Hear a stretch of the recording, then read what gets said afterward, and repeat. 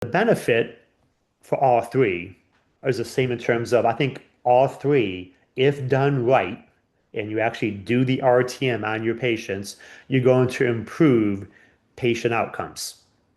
Now, what we're seeing around the country, because we've got from 22 through 25, we have 4 years of complete data, and we're almost halfway done here in 2026.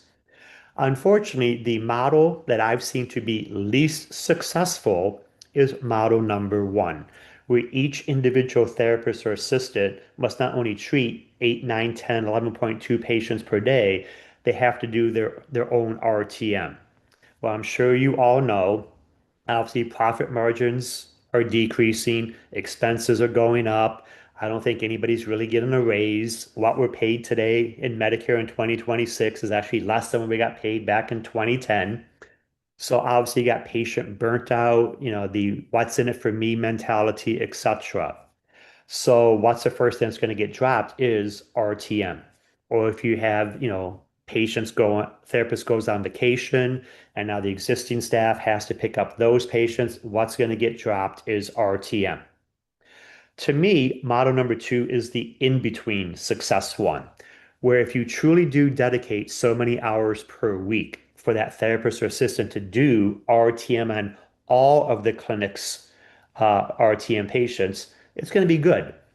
Where we're seeing some issues that now, though, is that clinic or that organization loses a therapist, or a therapist goes on vacation. Obviously, we're hitting summertime. Now you got a waiting list. Well, what might a practice do? Might they pull Rick off of RTM 10 hours per week, and now Rick has to see in-person clinic visits 40 hours a week? So now the RTM does not get done. The most successful model is model number three. When you contract with an RTM vendor and that RTM vendor is the one supplying the therapist, supplying the assistant to do the RTM management services of all of your patients. Because the RTM vendor is incentivized to ensure that the patient is not only doing what you want them to do, but they're incentivized to have their own therapist, their own assistant, log into the patient's account 2, 3, 4 times a week, analyze the data, update the RTM program, do that interactive communication. Obviously, when you're looking at overhead and payroll, which one's the best?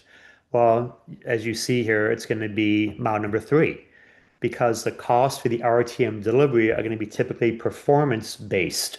If that RTM vendor is not doing what they need to do, if they're not getting the minutes in a calendar month to bill 98979, 80, or 81, if they're not engaging with the patient to make sure the patient logs in and does what you want them to do at least 2 times in a 30-day period, the RTM vendor is not getting any money.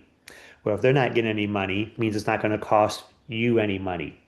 But again, what works best for you and your practice, your organization is what you have to determine. And obviously, any of us here can help you make that determination.